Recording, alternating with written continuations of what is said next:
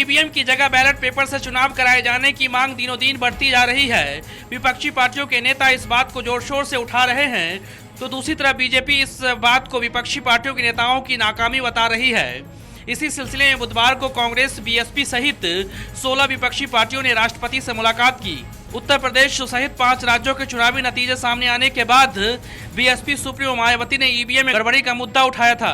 मैं भारतीय जनता पार्टी के राष्ट्रीय नेताओं को, प्रधानमंत्री श्री नरेंद्र मोदी को और बीजेपी के राष्ट्रीय अध्यक्ष श्री अमित शाह को मैं खुली चेतावनी देती हूं, यदि आप सही मायने में ईमानदार हैं तो आप मुख्य चुनाव आयुक्त को लिखकर दो कि ये जो चुनाव है तो हमको सही वोट पड़ा है। यदि वो सही ईमानदार हैं तो ये वोटिंग मशीन वाला जो है चुनाव, तो इसको रद्द करा के मुख्य चुनाव आयोग को बोले, जो पुरानी व्यवस्था थी बैलेट पेपर की, उससे चुनाव कराएं।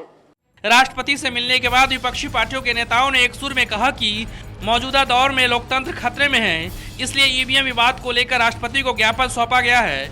इससे पहले सोमवार को इन 16 पार्टियों के नेता चुनाव आयोग से ही मुलाकात कर चुके हैं। इसी मुद्दे को लेकर दाखिल याचिका पर सुप्रीम कोर्ट 13 अप्रैल को सुनवाई भी करेगा। 1 नंबर पे बीजेपी था, जब 1 नंबर दबाया तो जो वीवीपैट मशीन है जिसमें से स्लिप निकलती है, उसमें कमल का निशान आया। 4 नंबर दबाया, 4 नंबर कांग्रेस का था, उसमें जो चिट निकली वो भी कमल की निकली। जबकि कांग्रेस का बटन दबाया तो बीजेपी की चिट निकली। फिर 2 नंबर दबाया, वो हाथी था बीएसपी का, उस पे भी कमल की चिट निकली। तो मतलब जो भी बटन मशीन में दबा रहे थे सारे कमल का निशान आ रहा था। हम बार बार ये कह रहे हैं कि ये जो मशीनें हैं इनके साथ छेड़छाड़ की जा रही है और बहुत बड़े स्तर के ऊपर की जा रही है। कल का ये जो इंसिडेंट है ये एक तरह से रोंगटे खड़े कर देता है कि क्या इस देश के अंदर अब चुनाव निष्पक्ष हो रहे हैं, अब लोग वोट डाल रहे हैं कि मशीनें वोट डाल रही हैं।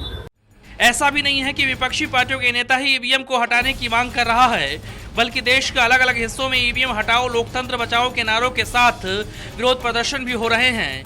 वैसे देखा जाए तो जिस तरह से ईवीएम को लेकर विवाद बढ़ रहा है, इससे तो साफ लगता है कि ये मुद्दा आसानी से खत्म होने वाला नहीं है।